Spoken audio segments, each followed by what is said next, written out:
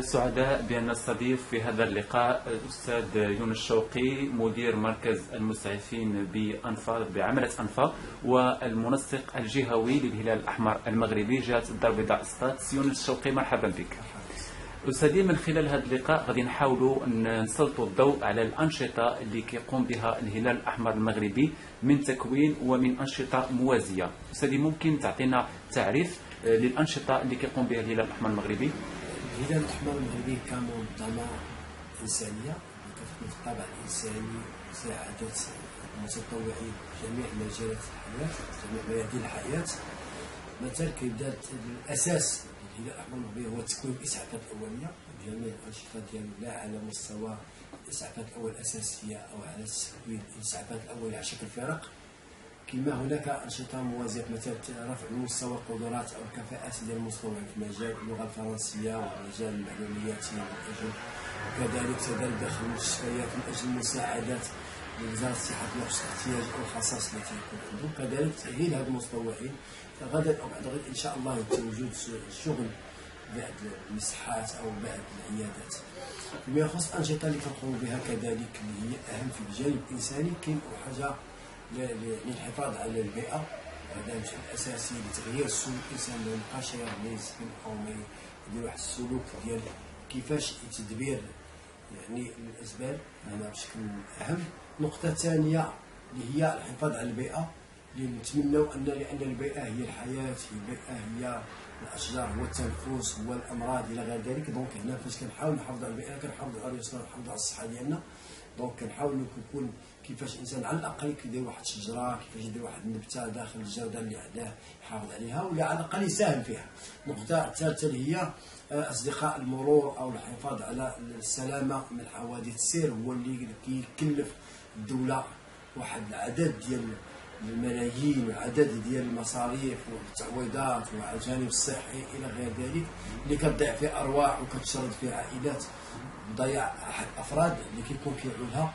هنا كنديروا واحد حملات تحسيسيه لجميع المواطنين اللي هو سلوك الحذر وكيف عبور الطريق، كيف احترام ممرات الراجلين، كيفاش احترام ممر الاضواء. نعم، واش كتسمى استاذ بشراكه مع السلامه الطرقيه؟ كاين شراكه مع احيانا مع اللجنه الوطنيه لمقاومه حوادث السير، احيانا ما كنحتاجوهم شيء، كنطلبوا فقط كناخذوا المتطوعين وتنخدموا على حسب نقاط الاحتياج. كاين عاوتاني اهم حاجه فاش كنهضروا على حوادث السير، حوادث السير كتكلف عدد ديال الناس مصابين وهي هنا ضياع الدم، وكنخدموا بشكل يعني مستمر مع المركز الجهوي للتبرع بالدم. هنا دائما كنكلفوا المتطوعين كنساعدوهم في المهام ديالهم في القوافل ديالهم، كيف ما كان ان المتطوعين ديالنا هما كيتبرعوا كذلك بالدم حالات حاجه خصاص او حالات احتياج، كيف ما ان عندنا برنامج سنوي كنشتغلوا عليه مع المركز الجهوي للتبرع بالدم. هذا من النقاط الاساسيه. كيف ما عندنا اهم النقاط اللي هي قلنا الاسعاف، حنا كذلك كنشتغلوا مع المؤسسات التعليميه بشتى الاشكال ديالها، وكذلك الجمعيات عندنا بشكل مستمر كنديروا حملات تحسيسيه حول اهميه الاسعافات الاوليه في الحياه الاساسيه. علاش الاسعافات الاوليه؟ حنا ما كنركزوش على التكوين الدرجه الاولى، بس ما كنركزوا على الاحتياط، ما كنركزوش على التدخل كما كان على الاحتياط، لان التكوين هو الاهم، ولكن كنركزوا على الاحتياطات. حنا كنتمنوا ما توقعش حادثه. فاش الانسان كتكون في الاسعافات الاوليه وكدير تحسيس، على الاقل كيبدا ياخذ الاحتياطات ديال الاساسيه، لا في دارو لا في الطريق لا في خدمته لا في مدرسته، باش ما توقعش ليه حادثه. وهذا هو اهم نقطه اللي كنتمنوا نوصلوا لها، ان كل مواطن على الاقل ياخذ احتياطات والحذر ديالو باش ما توقعش حادثه. وهذا هو برنامج سنوي كنشتغلوا عليه الأطفال السنة. حنا كنعرفوا بان الفتره هي فتره الشتاء وفتره انخفاض شديد في الحراره، وهذه الفتره كتواكبها عده تغيرات من الناحيه الصحيه ديال الاشخاص المسنين والاطفال. وحنا كنعرفوا بان هناك تعليمات ساميه من صاحب الجلاله الملك محمد السادس نصره الله من اجل مساعده الاسر المعوزه والمحاصرين بالثلوج، خصوصا في المناطق النائيه او في المناطق الجبليه. واش كيتم الاشراك ديالكم كمؤسسه الهلال الاحمر المغربي في هذه اليقظه وفي هذا التتبع ومساعده الحالات اللي يمكن انها تضرر بهذه الموجات ديال البرد؟ كيف ما انتم كتعرفوا ان الهلال الاحمر المغربي هو منظمه كتقوم في المجال الدولي، هذه مساله اساسيه. انها كمنظمه مساعده للسلطات الاساسيه الظاهره الشرعي على المسؤوليه. هنا فيما يخص ديال الاحمر المغربي كنشتغل على شنو جهتين في هذا الجانب. اول حاجه كحكم مساعد السلطات حنا كنطلبوا دائما ان الاحمر يكون اهم، وهنا قالت انطلاقا دائما من فصل الشتاء ان الاداره المركزيه كتسوي كتصيفط واحد العدد ديال الرسائل لجميع المكاتب الاقليميه. الاولى انه يستعد ويوجد المتطوعين ديالو ويقدم المعدات ديالو في حال ما توقع شي كارثه لا على المستوى المحلي ولا على مستوى الوطني، على اساس ان هذاك المكتب يمكن يساعد مكاتب اخرى. النقطه الثانيه حنا عندنا دائما البرنامج الوطني الاغاثي للعملات كلها كتصيفط الهلال الاحمر المغربي واحد الوثيقه اللي يجب الملء ديالها ان هذا الهلال الاحمر المغربي او هذا المركز او هذا الفرع شحال ديال المتطوعين كون، شنو هما المعدات اللي موجد لا قدر الله وقع كارثه، لانه هو الاول كيدخل المساعد للسلطات. يعني الحمد لله يعني على ما يخص الاماكن النائيه شارك مع الصليب الاحمر الدولي ولا مع الاتحاد الاوروبي قمنا بوضع خلايا مثلا في منطقه ازيلان، في منطقه ديال يعني في النواحي ديال اكادير، في النواحي ديال بني ملاك كنوضع خلايا حاليا اللي كتشتغل على طول السنه. حنا نبقاو دائما استاذ شوقي غير في الجهه اللي انتم مسؤولين عليها اللي هي جهه الدار البيضاء السطات. اشنو هما الامكانيات اللي رصدتوها من اجل مواجهه هذا الاثر او هذا الحادث اللي كيكون طارئ ديال يعني الحمد لله يعني حاليا ما كاينش كوارث الحمد لله امور مزيان، ولكن هذا ما تيعنيش ان حنا وضعنا لوائح ديال المتطوعين، وضعنا لوائح ديال الفرق، كونا الفرق ديالنا، عندنا معدات اللي كتشوفوا نتوما هنا داخل المكتب اللي هما يعني يلاه توصلنا بها من الشركه القديمه. حاولنا هذا العام من شهر 8 بدينا كنجهزوا، وضعنا معدات غنحتاجوها في التدريب وغنحتاجوها في التدخل. معدات التدريب وضعناها بوحدها تحت الاشاره، ومعدات التدخل فهي وضعها هنايا حاليا. الله يحفظ لو وقع شي نتمنى الله يكون بسلام، لو وقع اي يعني فيضان او اي كارثه يكون على الاقل الهلال الاحمر المغربي الفرق ديالو مستعده. وخدينا جوج ديال الوحدات تدخل بجميع المعدات ديالها القصائد ديالها اللي يمكن المتطوعين ديالنا الفرق ديالنا تدخل تساهم، وهذا بالفضل كيرجع ماشي تنقول للهلال الاحمر المغربي، لان هذا بشراكه مع يعني اللجنه الوطنيه لجنه للتنميه يعني التنميه البشريه، المبادره الوطنيه للتنميه البشريه. اذا هذا مشروع كيندرج في اطار المبادره الوطنيه خدمنا عليه مده سنتين، ولكن الله على الاقل هذا العام استجابوا لنا وساعدونا. ورغم هذا الاهم اساس حنا كذلك خدنا موظفين من الجامعات ودنا لهم حتى التحسيس باش يوضعوا حتى هما خلايا ديال التيقظ، على الاقل الا كانت كارثه كتكون السلطه كتدخل باش يكون واحد جانب في التواصل، تجانس في التواصل، ما تبقيش معاهم مشكل. انا اغلبيه كنلقاو هما ما فاهمينش، انت كتبغي توضع برنامج وما كيفهمش البرنامج الاغاثي والتدخل ديالو كيبقى دائما ما كاينش تنسيق. حنا كنتواجدوا بتراب عماله انفا، وحنا كنعرفوا بانها بعماله انفا كيتواجدوا بعض البنايات اللي هي آيلة السقوط خصوصا بالمدينه القديمه.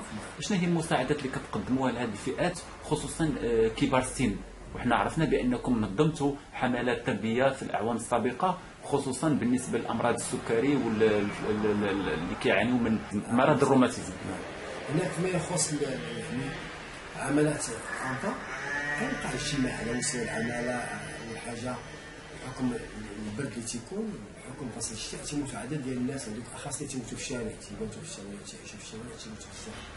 وكانت العماله دخلت هي الاحوال المغربي ان بحكم العدد ديال المتطوعين اللي عندهم باش يمكن احتضان هاد الناس او مساعده ديالهم. حنا فعلا قمنا بالتوجيه ديالهم الاماكن اللي غيمشيو ليها باش يمكن العماله ما يموتوش من عدد ديال الناس كبار اخص داخل الشوارع. هذه النقطه الثانيه الاولى. ثاني حاجه داخل الهلال الاحمر المغربي حاولنا ما امكن نجهزوا جميع المصحات او قاعات العلاج اللي غيمكن نستقبلوا فيهم هاد الناس من اجل العلاج والفحص السكري والتتبع ديالهم والمساعده ديالهم. يعني حاولنا ناكتيفيو بزاف ديال خاص داخل عامات اربعه. النقطه الثالثه حاولنا ما امكن يعني نرشدوهم ونوجهوهم على الاحتياطات اللي خصها تتخذ باش ما يوقعوش مشكل ان اغلبيه تيموتوا داخل الشارع عن طريق انخفاض الانخفاض الحاد هاد اللي كيموتوا في الشارع واش هما متسولين، واش هما يعني بدون اسر، واش هما تيكونوا اما متخلعين بدون اسر، تخلت عليهم الاسر ديالهم انه عاشوا في الشارع يعني متسولين وكيبقاو كيماتوا في الشوارع. كتخدموا في تنسيق مع وحده المساعده الاجتماعيه. محافظ المساعدة. نعم. شنو هي الانشطه اللي كتمسطرينها في البرنامج ديالكم وغادي تحاولوا انكم تنجزوها في الايام المقبله ان شاء الله؟ الايام المقبله حنا عندنا تنسيق مع بعض الجمعيات ومع المؤسسات التعليميه فيما يخص توعيه الاسعافات الاوليه، وكذلك نوصل ان اليوم العالمي اللي هو 1/12/2000 دائما على كل سنه كنحتفظوا بعمل الحمايه من داء السيده والامراض المتنقله جنسيا. حنا في خلال هذا البرنامج كنخدموا على 3 نقاط. الاولى تحسيس بالاسعافات الاوليه، النقطه الثانيه تحسيس بتغيير السلوكات فيما يخص يعني حمايه من الامراض المتنقله جنسيا.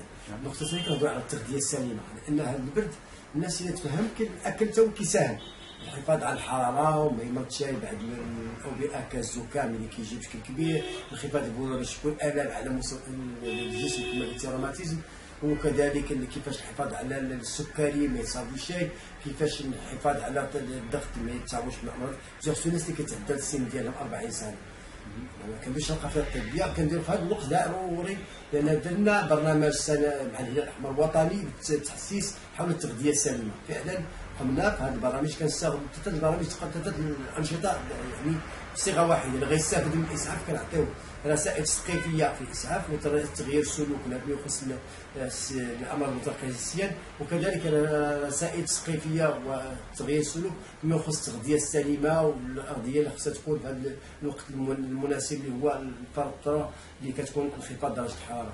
نعم. هذه العمليات اللي كتقوموا بها وهذه القافله الطبيه او الحملات الطبيه اللي كتقوموا بها كيتم اشراك المتطوعين او المتدربين داخل مؤسسه الهلال الاحمر المغربي عماله انفاق. نعم. بالنسبه لكم واش كتشوفوا الفتره التكوينيه اللي كيمر منها المتدرب هي كافيه تلقينوا المبادئ الاوليه وتقنيات الاسعاف و يعني مواكبه فيما يخص الاسعافات الاوليه اللي هو كبرنامج يعني دولي مع الاتحاد الدولي للهلال الاحمر والصليب الاحمر الدوليين اللي هما واضعين برنامج اساسي وبرنامج فرقي. برنامج اساسي اللي خاص اي مواطن يتعلم. البرنامج الفرقي هما هذوك الناس اللي عندهم قدره المساعده والمساهمه لا قدر الله وقعت شي كارثه او وقع شي افات باش يساعدوا في ما تكونش مضاعفات فيما يخص الاصابات. هذا هو الكلام. نعم. بالنسبه لفتره التكوين شحال كتمر فيها، شحال من شهر كيكون في فتره التكوين وشحال من مرحله كتكون خلال هذا التكوين؟ فيما يخص التكوين كاين مراحل اللي غنقولوا حنايا مرحلتين او 3. المرحله الاولى فيها الاسعافات الاوليه الاساسيه اللي كتكون 20 ساعه. 20 ساعه هنا كتلقى درجه منقذ على كيفاش يعتق الانسان. وحنا علاش الاقسام ديالنا او الفصول اللي كنا او الاماكن اللي كنكونوا فيها كنحاولوا ما تعداش 20 فرد. هادشي علاش كنديروا 20 ساعه. فيما يخص المرحله الثانيه اللي هي كنسموها مرحله الفرق الاسعافيه، كاين قسمنا على مرحلتين. المرحله الاولى المرحله الفرق الاسعافيه درجه اولى اللي كيخدم الانسان كيفاش يخدم بدون معدات وكيتعلم كيفاش يقدم اسعافات اوليه مع 2 أو 3 إلى 4 حتى 5 اشخاص. ثم كيمشي للمرحله الفرق الاسعافيه الاسعافات الاوليه على شكل فرق درجه ثانيه اللي هنا كيبدا يستغل المعدات كيفاش ينقل المصاب بالمحمل، كيفاش يدير يعني باستغلال المعدات ديال التدخل في حالة كوارث يقدر يصايب خيمات، وهذا كله كيكون مع فريق ولكن مع معدات ضروري، وهذو هما اللي يمكن يدخلوا اخص الكوارث باش كتصلح. نعم. نبقاو دائما في مجال التكوين. مجال التكوين قلتي بانه كيمر في 3 مراحل. هذه المراحل هذه واش كتخلي لها تداريب ميدانيه؟ نعم.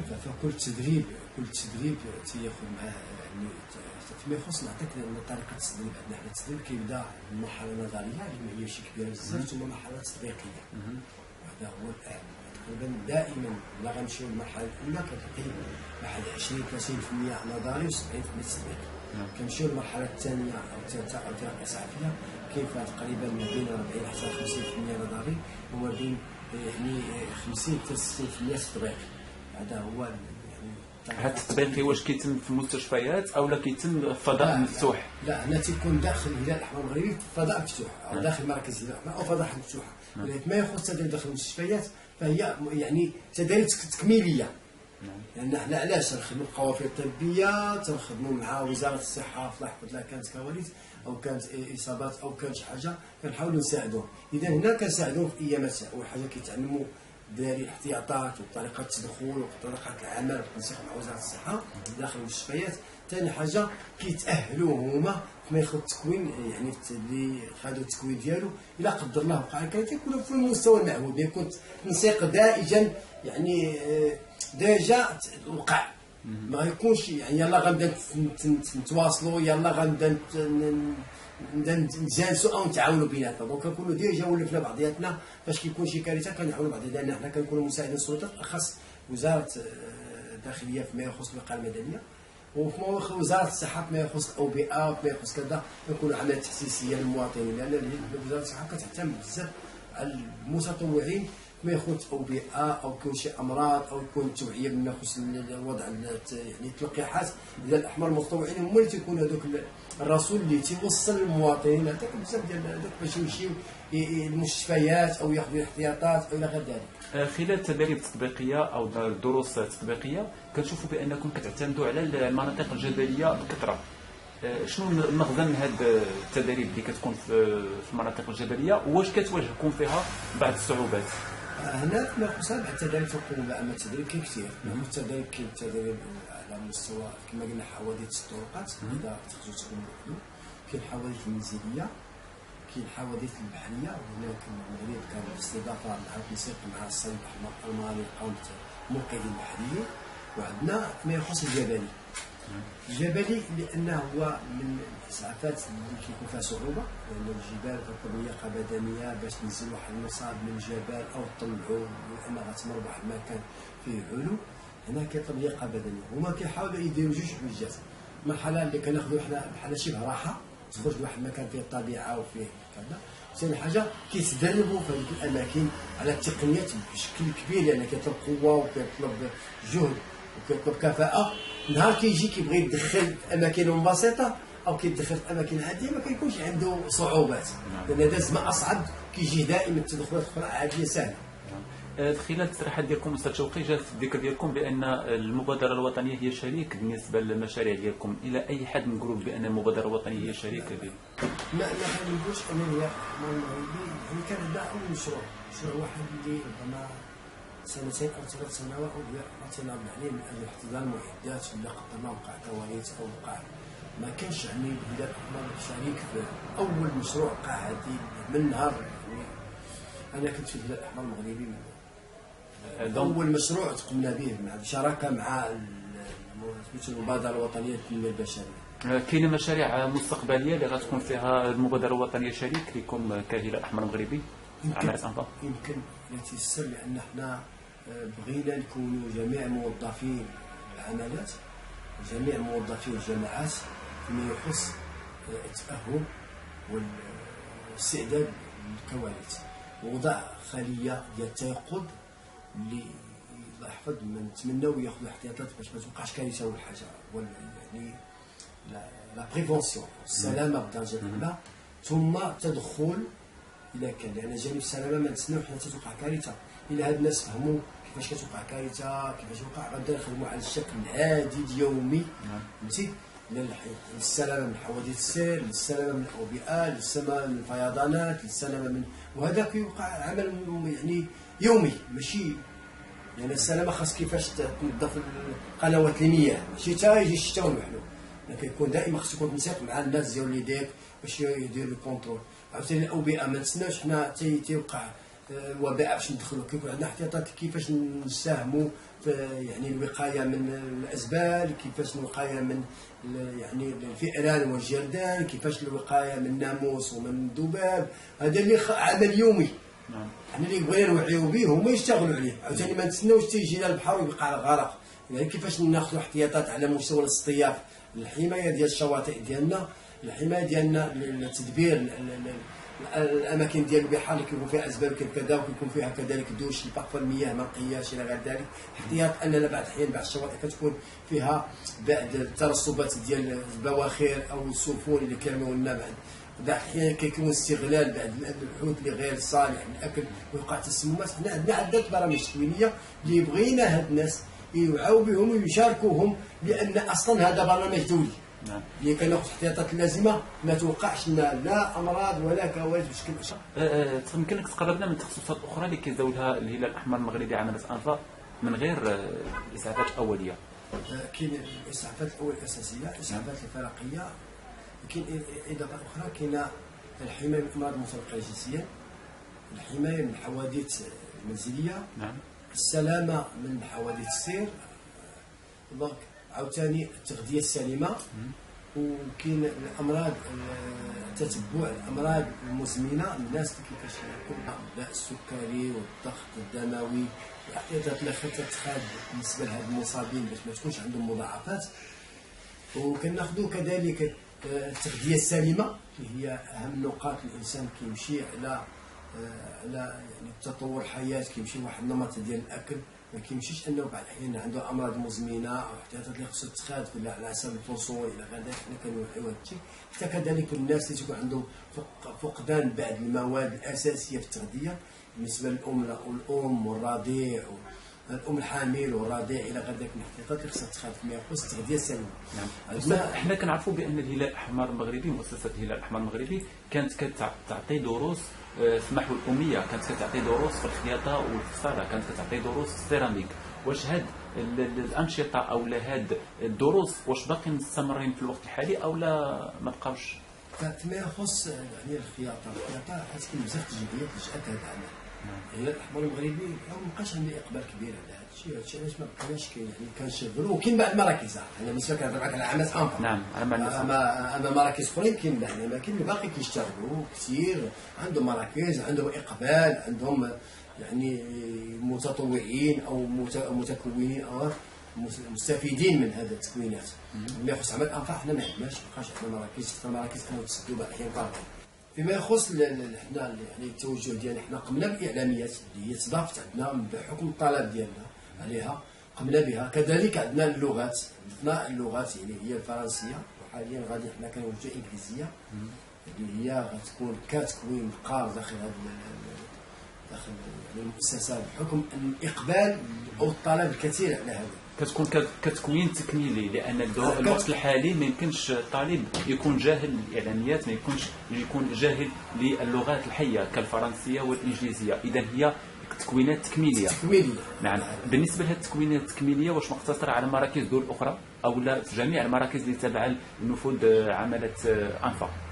لا، عمليات انفا كلها كتقوم بهذه العمليات، طلب يعني التكوينات التكميليه نظرا للطلب الكثير. يخص الاعلاميه شحال بدنا نجهزوا هذا المركز، وفي شي ارض في تجهيزات مراكز اخرى. نعم. فيما يخص اللغات الحيه كفرنسيه، وان اللغه الثانيه في المغرب واللي كتشتغل بها جميع الادارات، وحكم ان البنات كيبغيو يمشيو يشتغلوا داخل المؤسسات الصحيه او بغيو يكملوا التكوين ديالهم في الجانب الصحي، كذلك في الجانب يعني الجانب الصحي والجانب السلاماتي، يعني كيحتاجوا اللغه الفرنسيه او لرفع مستوى التكوين ديالهم، خاص من جانب اللغه الفرنسيه. الشيء علاش درنا اللغه الفرنسيه كمساله اساسيه. بعض الناس اشترطوا ان رفع المستوى ديالهم فيما يخص اللغه الانجليزيه اللي كنا عملناها واحد الوقت ومن بعد حبسناها. هذا العام كان طلب كبير وبشكل كثير اللي المكتب المسير للهلال المغربي طلب ان اضافه اللغه الانجليزيه كماده اساسيه وماده تكميليه فيما يخص جانب الاسعافات الاوليه داخل المراكز الهلال الاحمر المغربي. استاذ شكري، يمكن تحدثنا على الفريق المحلي وكيفاش كيتم التشكيل ديالو والدور ديالو في مؤسسه الهلال الاحمر المغربي؟ كيف ما قلنا حنا فاش كنكونوا كنخافوا من وقوع حوادث، من وقوع كوارث، من وقوع جميع الافات الله يحفظ، كنكونوا فرق اسعافيه. فرق الاسعافيه شنو هو واحد المجموعه ديال الاشخاص اللي كونوا حصلوا جميع تكوينات ديال الاسعافات الاساسيه والفرقيه، يعني 3 مراحل. نعم. وتيكون تطوع داخل الهلال الاحمر المغربي الى قدر كيكون اول حاجه كيساهم في القوافل الطبيه كيساهم في الانشطه الرياضيه اللي كتقوم، كنساهموا في التغطيه ديالها، اللي كياخذ اول حاجه التدريب وتكميل التدريب. التدريب انه كيبدا يداخل، كيبدا يشتغل على عمل اللي فيه العدد كبير. نقطة ثانية كيساهم في التواصل مع جميع شرائح المجتمع على مستوى القوافل الطبية، مع الأطباء، مع الممرضين، مع عامة الناس داخل الأنشطة الرياضية. كيف ما كانت كيبدا يشتغل مع يعني هذوك العدائين كيف ما كان، سواء على مستوى الدرجات النارية أو على مستوى الراجلين، وكيشتغل كذلك مع المواطن في التنظيم ديالهم والمساعدة ديالهم إلى غير ذلك. وهنا الله قدر الله يعني كتوقع شي كارثة كيكون الإنسان مولف كيفاش يتعامل مع هاد الناس، ما كيبقاش إشكال. هذا هو الجانب الإيجابي للتواصل ورفع المهارات والكفاءات فيما يخص التدخل. بالنسبة لكم هذه الفرق هذه وباقي المستفيدين من دروس الإسعافات الأولية داخل مؤسسة الهلال الأحمر المغربي عمالة أنفا، واش كتكون دروس راس كلام من أجل يعني تحديث التقنيات المعتمدة في الإسعافات الأولية؟ فيما يخص الاسكالا، حنا يعني كاع الناس اللي داروا تكوين اولي ومشاو في حالتهم، يعني ما كملها ثانيه ولا ثالثه ولا دخل التحق في الفريق المحلي. اش كنديروا؟ يعني كنبداو نتواصلوا مع هاد الناس عن طريق الرسائل، عن طريق الهاتف، وقت ما كان شي تحيين او شي تغيير او شي اضافات فيما يخص البرنامج الاسعافي، كنعلموهم وتناخذهم واحد النهار او نص نهار من اجل يعني تحيين المعلومات ديالهم. علاش؟ باش على الاقل يرفعوا الكفاءه ديالهم فيما يخص ما هو جديد في مجال الاسعافات الاوليه على الصعيد الدولي. شحال اعضاء ديال الفريق المحلي داخل المؤسسه؟ داخل يعني المؤسسه عندنا جوج ديال الفروق. كاين فوق اللي كتكون مستمره وكتكون بشكل رسمي وهي تتعدى 100 شخص، وكاين فريق اخر كنديروا حنا احتياطي حتى هو كذلك يتعدى 100 شخص. بالنسبه لهذه الفروق واش كيندرجوا فيهم حتى المؤطرين او المنبهين؟